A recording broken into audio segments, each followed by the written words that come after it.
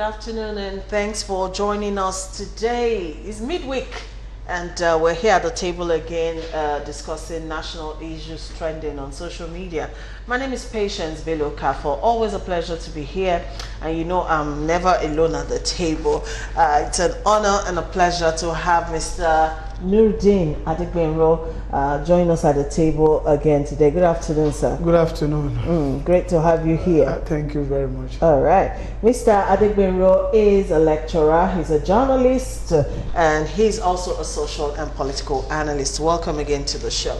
Also joining us today, I have Mr. Ijegun here at the table. Good afternoon, sir. Good afternoon, madam. Thank you for coming today. Always a pleasure. Mr. Shokwito is a business and financial consultant. He's also chairman, board of trustees at Network, a good governance advocacy group. Welcome, everybody, and of course, welcome to you viewers. Thanks for tuning into the program. It's Wednesday, the 10th of July, 2019, and today we'll be discussing, well, the supposed ban on Almajiris and also the recurring Ijegun pipeline fires. That's what we'll be looking at today. But we start first with trending news. Shiite members invade NAS complex, clash with police. Members of the Islamic Movement of Nigeria, also known as Shiite, invaded the National Assembly complex in Abuja yesterday, throwing stones and injuring 3 policemen. The protesting Shiite members were demanding the release of their leader, Ibrahim el-Zakzaki, who has been in detention since 2014, that's like 4 years now, after the group's clash with members of the Nigerian army in Zaria, Kaduna State. Well, things turned violent when the protesters tried to gain entry into the complex. They threw stones and injured 3 police officers. Some vehicle screens were also broken with stones in the process, resulting in the closure of the second gate by security agents who placed restriction on movement in and out of the building. The injured officers were first taken to the National Assembly Clinic and then referred to the National Hospital Abuja for the treatment. Let's go and look at that clip. We'll come back and talk.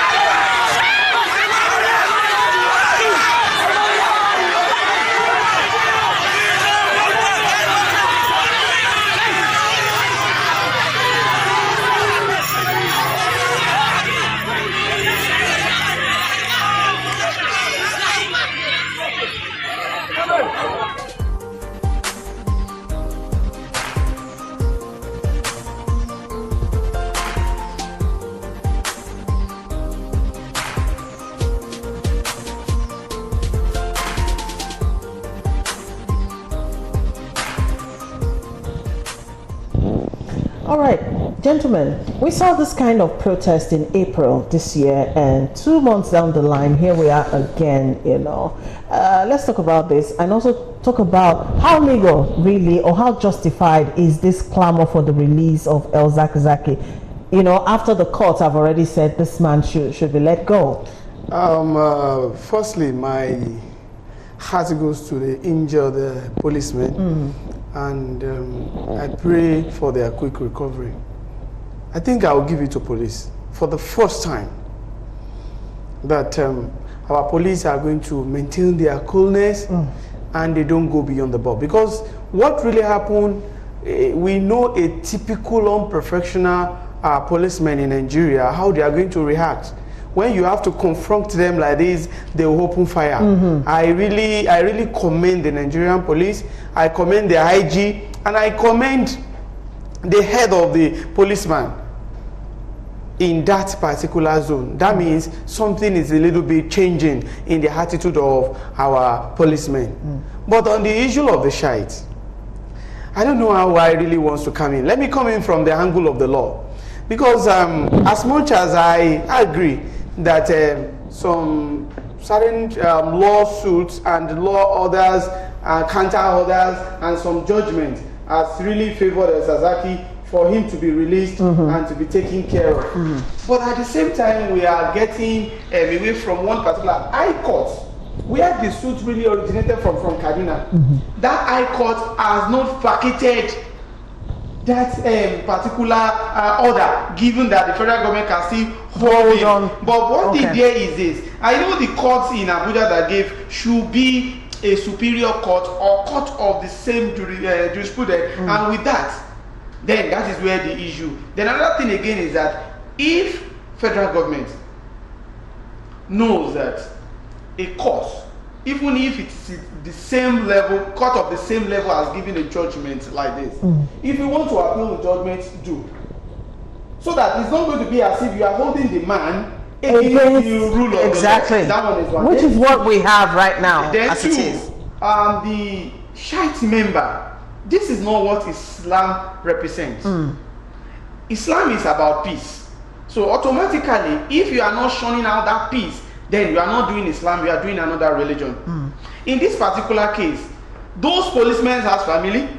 Those people, in fact, at the end of that particular video, there was a particular man that was coming gently to the National Assembly, and the man was attacked. One of the members strong upon that particular car, used a very big stick to hit the windscreen. The man was just dabbling. In fact, the man was very cautious not to kill anybody. I get that. And this is kind of, and it's not even good for our country. And at the same time, I don't know the kind of tactics that our security operative put on ground, because those people were not just coming from the sky and just get to the gate. They must have come a long way. And for some of us that know the route that to national, it's not on the road like this. I get that. It has a narrow road towards. At least they should have barricaded a kind of a way before they actually got to the complex. And we are even there, thank God, assuming the boss into that house of assembly with the kind of anger, the kind of weapons they are holding, a lot of things could have happened. But this is not Islam. All right, let me bring Mr. Shokito into this. While you're commenting on the protesters, how much danger really does El Zakizaki portend, for the government to still hold on to him like this? It's a very strange, honestly, it's puzzling. I really don't understand. So there's a possibility that there are security reports, like we've heard, as to the potential implications of releasing this guy. I don't know, but whatever those things are, it befuddles the mind that several courts, whether of coordinate jurisdiction or of superior jurisdiction, has given orders for this guy to be released. So the latest I think the federal government said, one of the things they've said is they're holding him in protective custody. And I'm saying protection against who?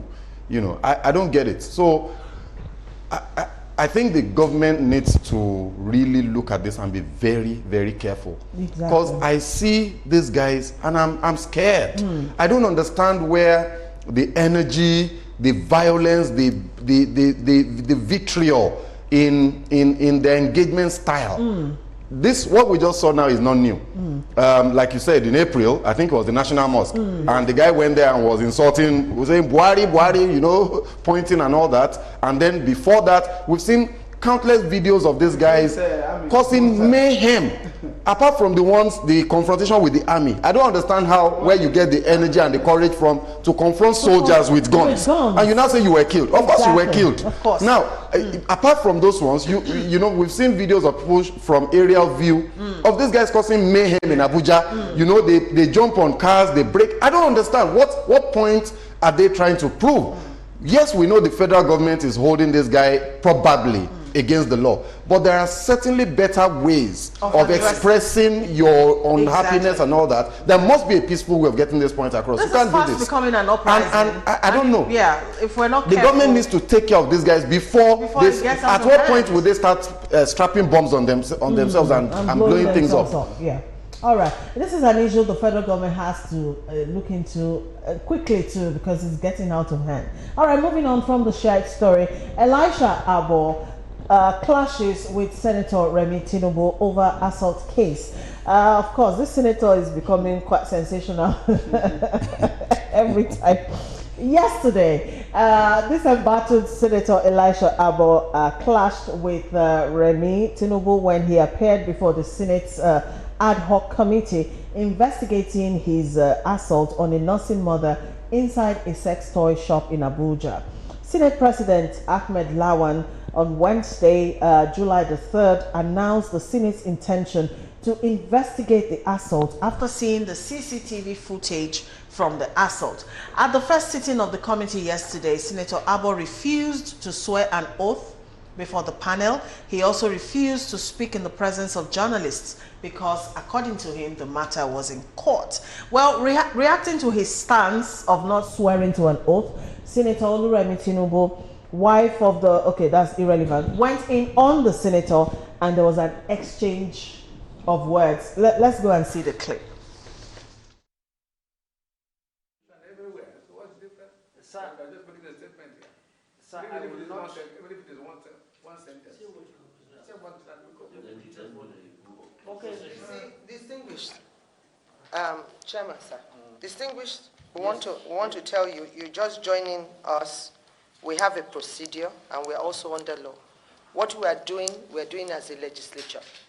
You don't come in here when we invite you, despite your colleague. All right? You are on the other side now.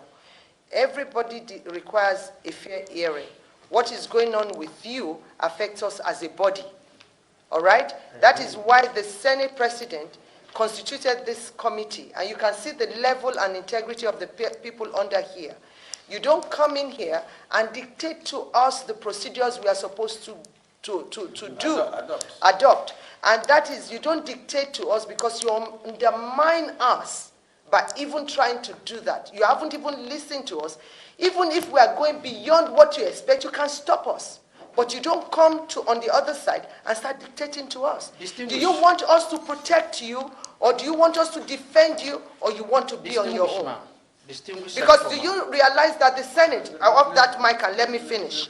Do you realize that the Senate, when we constitute this, whatever the law gives, we can also suspend you? Do you realize that? No, sir. I it will doesn't not come sit here on and camera. you threaten me with suspicion. We are not threatening I am a you. I senator said like we are you. not threatening I you. will not sit Sir, you threatening sir, with suspension. With all due respect, sir. With all due respect to you, I won't sit here. You are my colleague. You are a senator like me. You cannot threaten me with suspension. Excuse me. I take exception, ma'am. Excuse me. Off that man. Please. You are digging a hole for yourself. Excuse me. All right, then go and This is bury not me. okay? Please. I'm also another woman. Yes, You ma'am. better be careful. Ma'am, please. Distinguished. Please, I expect You threaten me, you prison me in the floor of the Senate. Excuse me.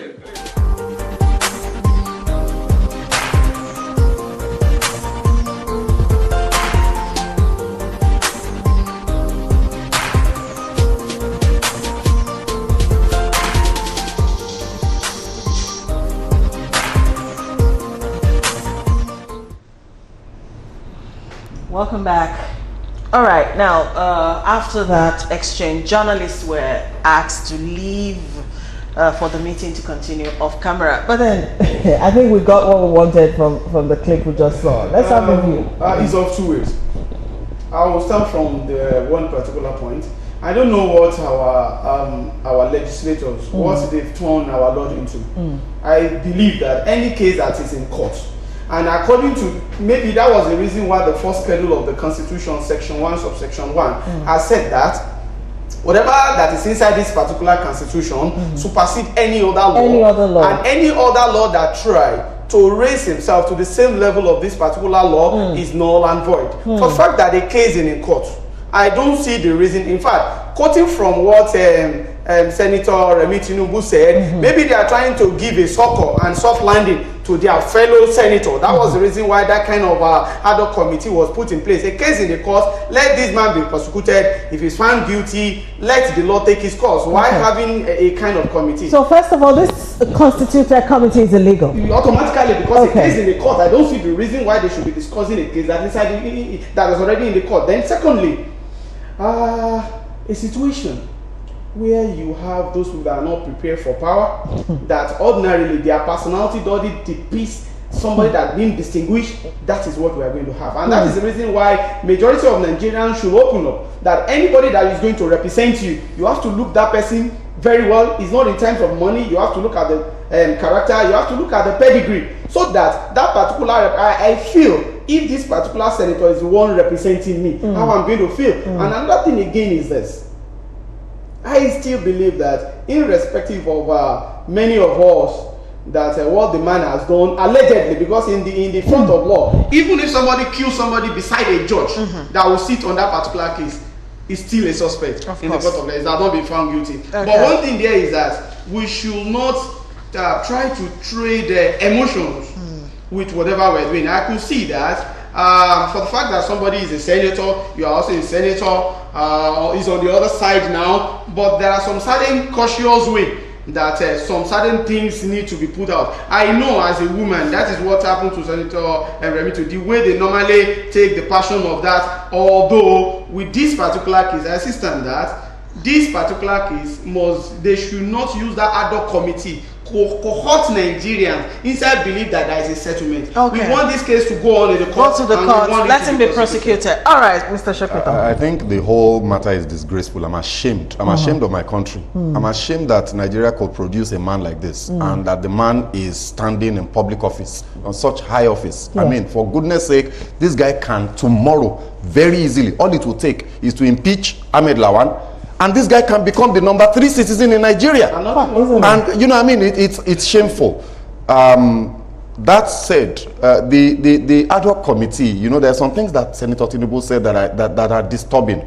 That it's sub judice or it's not sub judice, for me, is neither here nor there, because so maybe Abo had a point in saying that the proceedings shouldn't have been aired, shouldn't have been covered by journalists, because at that point, that's where the issue of sub judice comes in. Exactly. If they had their committee meeting behind closed doors amongst themselves, you know, then it would have been a different matter, as long as it doesn't come out and it's not recorded for the court to know that we discussed this thing while a case is in court. So maybe the guy had a point at that case. But one thing that I'm a bit worried about is what did Senator Tinubu mean by "we want to protect you"?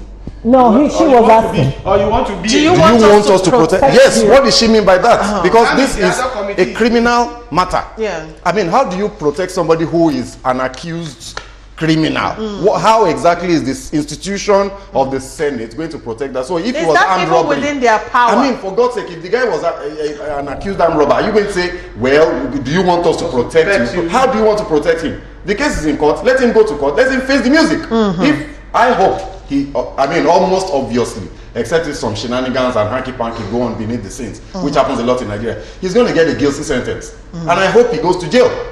I mean, if he doesn't, then he pays a very heavy fine, and the proverbial Bamileti Kindolo becomes true for the lady in question. You know, exactly. But that proceeding is very funny. I don't like what I saw. All right. Anyways, Senator Alba was arraigned on Monday this week at the Zuba Magistrate Court in Abuja on one count of assault, which he has already denied. But anyways, he was later granted bail of 5 million naira. We'll wait and see how this case actually ends. All right, you can still join us using the number 0802 836 8971 for SMS only.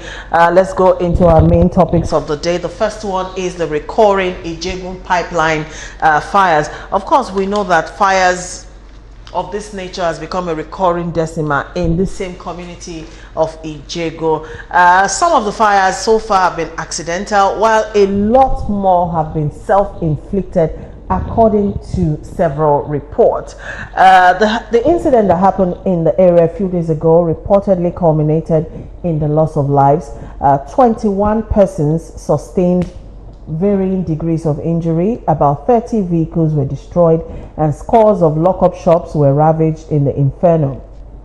The fire started in the wee hours of the day and it raged till about 3 p.m. in the afternoon, and it wreaked a lot of havoc in about 7 streets in that neighborhood.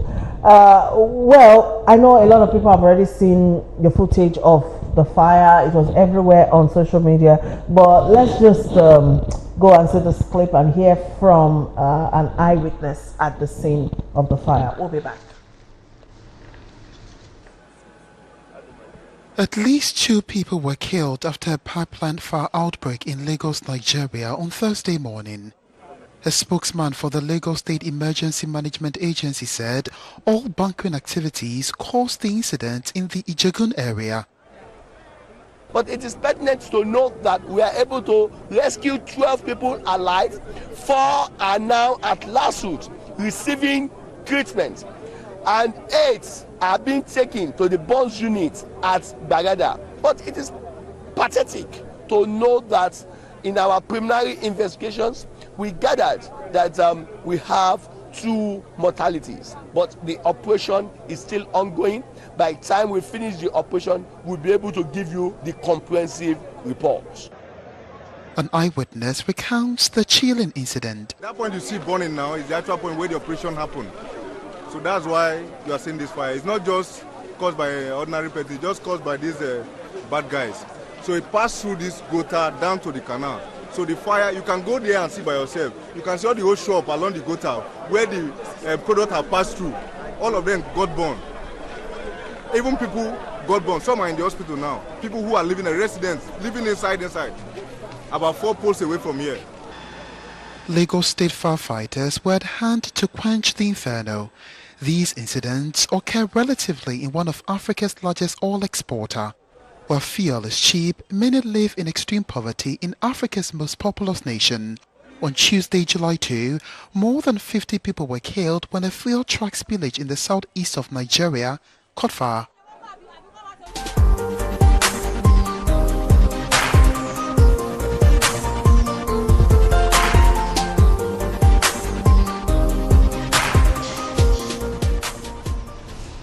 Good to have you back. 0802-836-8971 is still the number to use. Now, gentlemen, this is not the first time the Ijegun community, will be going up in flames like this. But we all know the process involved in vandalizing a pipeline. It's not something, first of all, you do alone or you do like in 5-10 minutes. It takes thorough planning, and execution. And there are security operatives assigned to secure these pipelines. It calls to mind the question, is there a secret collusion going on between the vandals and the security operatives? Ijegun community, I know the place very well. And incidentally, in 2008, there was an issue, pipeline vandalism like this, that even caught fire, that a lot of people died. I covered that story. I went to that particular community, so I know, in fact, I know the place very well. It's under Igodo, Ikotun CDA. Another thing, one thing there is this. Even the resident within the area, because we are saying vandals, they were not just people from outside. People from outside could be part of it, but members of those communities were also part of it. Because vandalism is not the kind of thing that you just do, it's what you do regularly. And could you know that the last one that the residents averted was because they have to raise eyebrow, that the Kotun police station have to come in to really, before they could go there, they met, in fact, they were about loading like 4 different tankers. And this is the kind of thing. And we have the civil defense, the anti-vandalism unit. They have a task force, joint task force on it. I don't know what they've done, because that particular area around the Isheri area is a community that has been in the news for vandalism. And this is the kind of thing that I really support the residents for coming out this time around, and this is what they should be doing. The Yoruba used to say that that is to say, you are going to use whatever you don't want, whatever that can be injurious, whatever that can kill people. In fact, the one that happened July 4th, over yesterday now, about 2 other people have died. So amount to like 10 or 12 people that have died in the one of July 4th.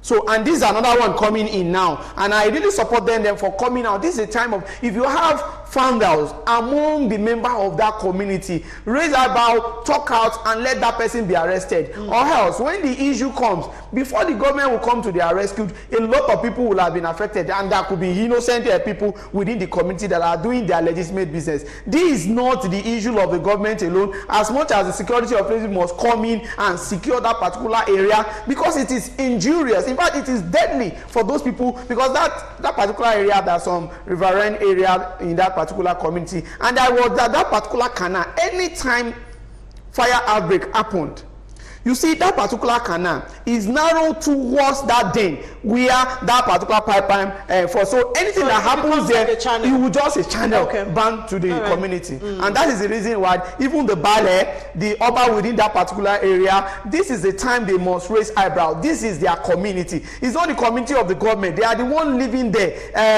Babajide Sanwo-Olu is not living there. None of their members, House of Assembly, House of Rep is not living there. So it is high point now. They must shout out so that every one of them will not be consumed. All right, Mr. Shokwiton, this is one fire too many from the same community, don't you think? It's sad. So 3 words come to mind for me when I saw this. One is poverty, the other one is corruption, and the other one is incompetence. So what is it that, like you said, Ijegun in particular has had fire upon fire upon fire from... There is a graphic image that I still have in my... I mean, some of these images are traumatizing, of human beings burnt, you know, they just froze in various positions, burnt to ashes. I can't forget, I think that happened like 2-3 years or 4 years ago, I can't remember, it's a while back, right? And when I saw that, I was just wondering, at the point when, in that particular instance, it was a spillage, and they rushed there and they were scooping the product. At the point when you are scooping petrol that we all know is inflammable, just a spark, what was going on in your head? You were going to be quick enough? I mean, how quick?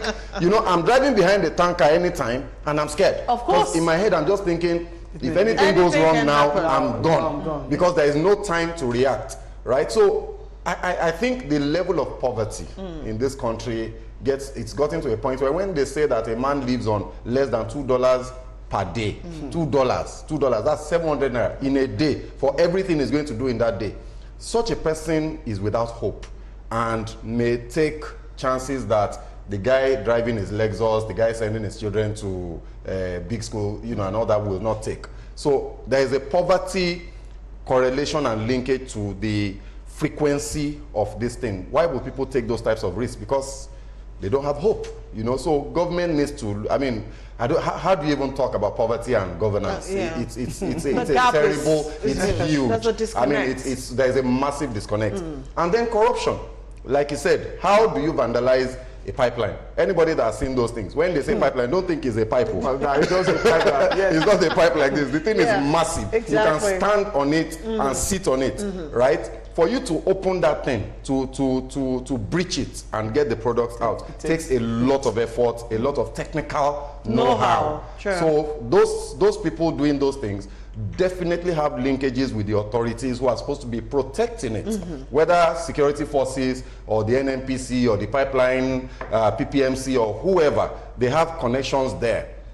So for me, the question is, how come it's happening? How come, now the issue of competence, how come till today, 2019, with the level of technology and how technology has been infused into almost everything people do all over the world, how come we don't have a network monitoring system of some sort that protects these things? And if you see what they've got in Dubai, if you see the control room, the central network operating control room, it's like science fiction.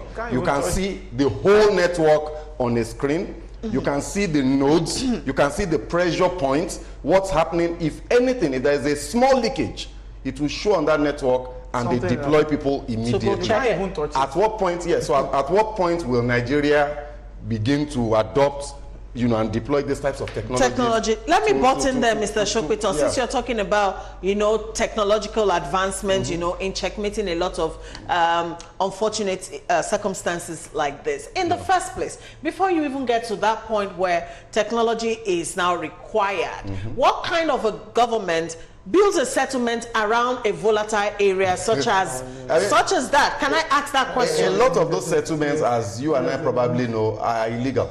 A lot of them. There are the ones that just, you know, they just happen there. And it evolves and becomes established. And it just becomes established, and eventually government, who is supposed to, which is I think the point you are making, who is supposed to now come in and say, hey you can't do this. There are the ones, they go there, the local government officials will go there and collect taxes and collect all the fines and all the whatever you want to do. It's not just pipelines. What about high voltage, high tension, even gas those lines. pylons? Even gas you lines. know, those heavy structures and masts that they hang high tension wires over. I mean, all over the place, people live under them. And there is a health implication to that, because that emits electromagnetic waves that messes up the body, right? And yet, we have people living in those places, and we have governments in Nigeria who are just looking at it. So. All of it boils down to corruption-induced incompetence. Because the incompetence is not because our governments don't know that these things are wrong. It's not because they don't know that it shouldn't be that way. And it's not because they don't know what to do. It's because perpetuating those things is in somebody's interest somewhere. This thing is, at the end of the day, that's why when Buhari said, President Buhari, when he said, if we don't kill corruption, corruption will kill us. He was very correct. Unfortunately, he's not killing the corruption. And the corruption has continued to kill Nigerians and will continue to do so. That's why our life expectancy in Nigeria today is still 50, 52. It's corruption. It's the fact that you are driving on the road and a pothole that shouldn't be there causes an accident. Exactly. You know, there is no light for you to see that there is a broken down vehicle. So you run into it, you get to the hospital, there are no drugs. It's corruption killing all of us little by little. So for those of you out there who say corruption is not Nigeria's problem, good luck.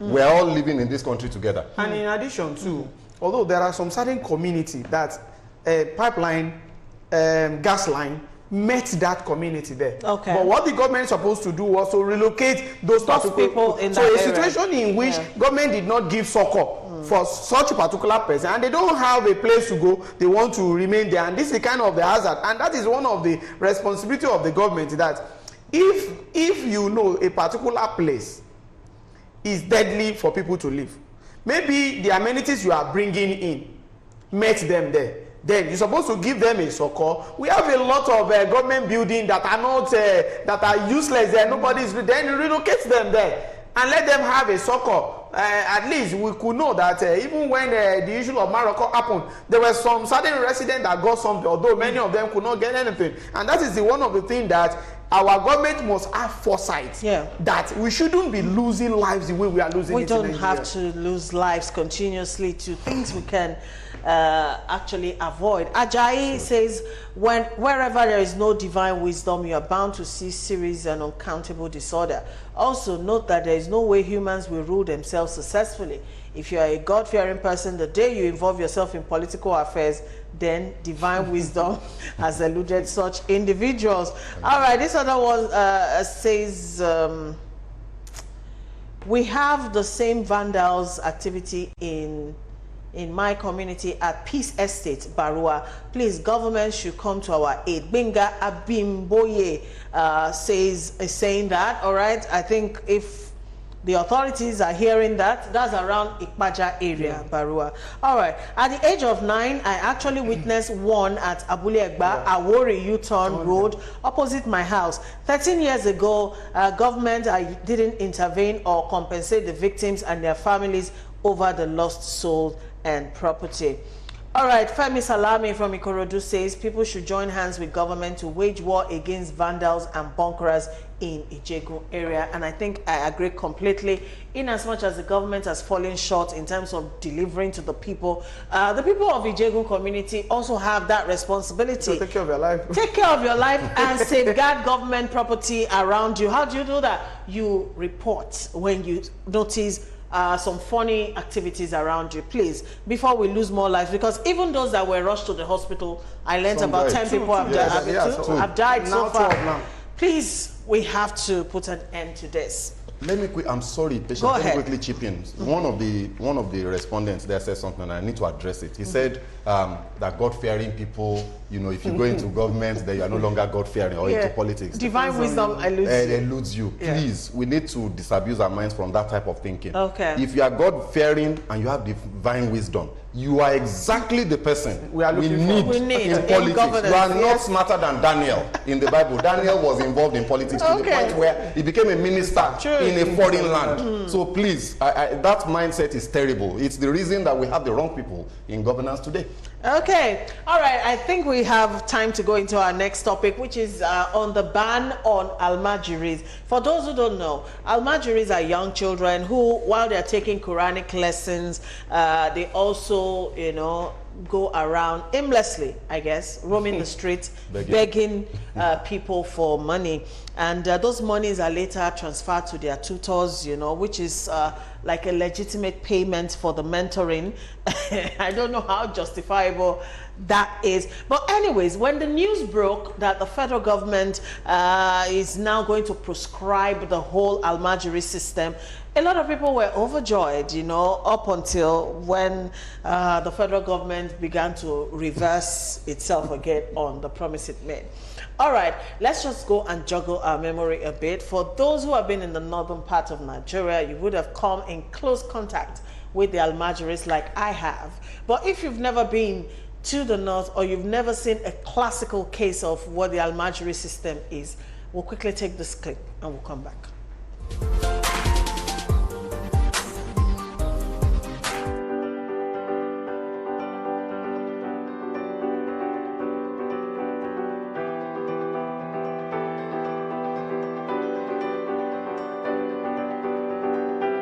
The Almajiri system is said to have contributed hugely to out-of-school children in northern Nigeria. Almajiri, as the children are commonly referred, was derived from the Arabic word al-Muhajirun, which literally means a learned scholar who propagates the peaceful message of Islam. After we don't finish, they will carry barrow, go and find money. Some Shushana, some used to pack this in dirty, or some go and beg to find food to eat. That is it. UNICEF reveals over 10 million Nigerian children are out of school, with about 40% of the country's children aged between 6 and 11 years having no access to basic education.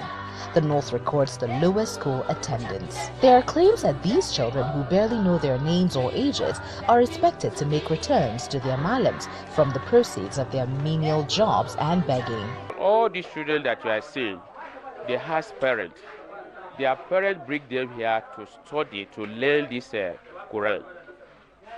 Just more than how many, it's uncountable that has finished from this one. They didn't migrate from anywhere.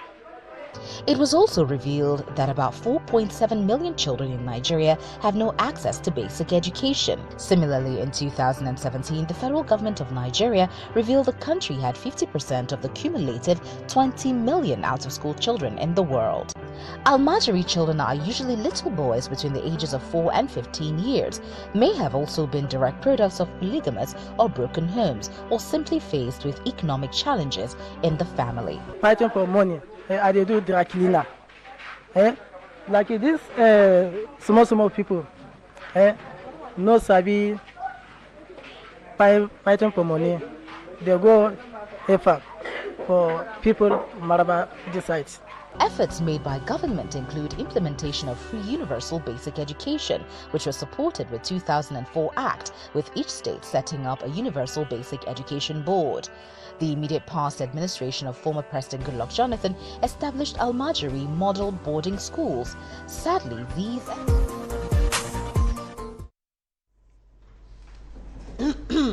All right, our time is fast running. We had to cut the report there so we can have time to talk.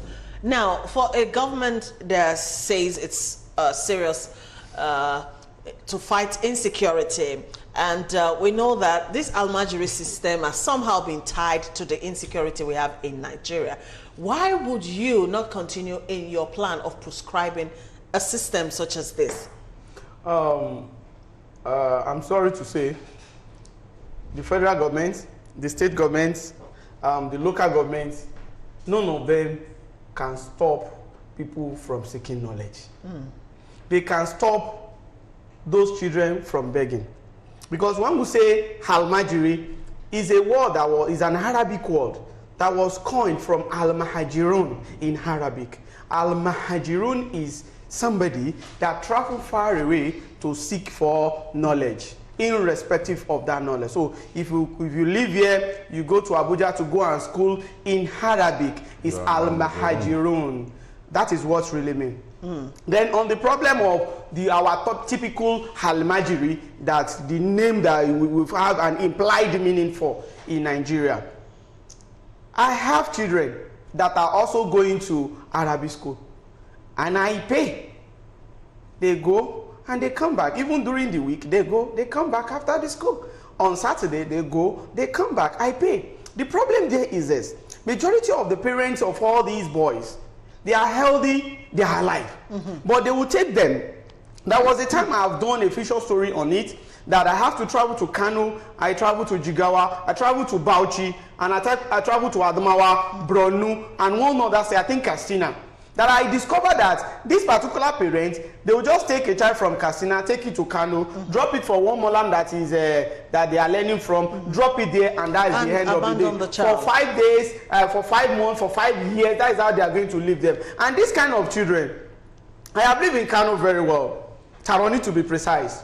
Could you believe that if you speak with these particular boys, they are ready to do anything for you. What they need from you, just give them food. And because we know that food is so important, that is what keeps us healthy. And when you give them, they will divide it into two. They will keep some. They are going to return to their molam. Because automatically, a molam that's supposed to be paid for the services is rendered to these children is not being paid. And this is the kind of thing that the federal government needs to do. It's not about proscribing them. Let me interject, Mr. Degwenro. Now, in as much as you have told us this is even established in the Holy Quran, as it were, how many countries operate this system, really? I could say that even in our normal Western education, we have Almajirun. I have a son that is in Rubuchi Federal Government College in Abuja. It's Almajirun there because he traveled from Lagos down to Abuja to go and learn. That does not make that person to be begging. To be a beggar. I have to run in the certain way. All right, let me hear from you, Mr. Shokwiton. So I mean, so the difference, like you've just identified, is that on the one hand, so my son is apparently an Almajiri. Yes. He's in Abeokuta. Yes. Okay, I think my daughter is an Almajiri. She's in Abuja. Okay, so. But they're not begging there. Okay, so that's the key distinction. All right. And the reason this is happening is because of our lack of control over demographic factors driven by culture and religion. So you have the average, Islam allows you to take 4 wives. Now what that automatically means is that even for the guy who is in the north who has his 4 wives, automatically he's likely to produce in multiples of 4 more children than the guy that has one wife. Yes. And a lot of these people, now bear in mind that poverty, if you look at the poverty statistics of Nigeria, the prevalence of poverty is higher in the north. Yes. I think Jigawa, Zamfara are the ones with the highest rates of poverty, right? So a lot of these guys produce these children without an inkling, an idea of how they're going to cater for them. So the easiest way out is the Almajiri system. Produce them, send them to a distant state somewhere, and they're off your neck. At some point down the line, you know that my son is in this place. You check on them every now and then. You keep tabs on them. But you will know that my son is there. He's still your son. So one day he will hopefully become something or whatever, and you now know that, oh, he's my son. Okay. So when by the way, the government has said that they are not reversing themselves. What they've said is that they intend to phase it out, but they're not banning it now. Because I think when they spoke about the ban, a lot of leaders in the northern part of Nigeria kicked. And that's the point to be made. That a lot of these poverty related problems, out of school children, low literacy levels and all that cannot be solved by the federal government alone. We must remember, I think a lot of us always forget that the federal government is in Abuja. it's a central government. It's supposed to be a coordinating body. The real activity, remember, basic education is under the purview of the local government and the state government. It's not a federal government thing. So federal government can only provide policy cover and some funding, but then the real responsibility lies with the subnational government at the state level and at the local government level. So I like the fact that the federal government seems to, in the 2 or 3 speeches that the president has given, I saw him making a deliberate appeal to the state government and the local government. You know, so I think it's important that we all recognize that, and we can channel our intervention, our ideas, our criticism, and all that to those levels of government if we really want this problem solved. Okay, all right. This person here says you can't also blame the parents of these kids. You are able to send your kids to Almajiri because you are capable of it. Don't compare. Or it's still talking about the poverty, the high level of poverty we're talking about in the north. But then there is an abuse issue in all of this, because using your child to beg for whatever reason is a crime. It's a crime. It's a crime, in case people don't know. Yes, which even apart from that, even in Islam, Islam does not tolerate you to beg. It is an offense in Islam to beg. You can only beg when you've exhausted all means, and when you are going to beg, mind you, for instance now, if I've exhausted or probably I was not paid and in the morning I want to eat, instead of stealing, I will now go to somebody, please, I want to eat, I'm hungry.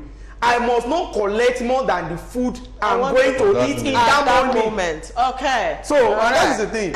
So for now using somebody to beg is a high criminal in Islam. In fact, it's deal with latches under the Sharia system. Wow. All right, this is a topic I would like for us to revisit. It's quite interesting, but our time is up for today. Thank you so very much, Mr. Nuruddin Adigbenro. Thank you for having me. Thank you, Mr. Ijegun Shokpiton. And thank you to all the viewers. I mean, the messages are coming in droves, but time is not our friend. But we'll be back tomorrow with the Lifestyle Edition. We hope you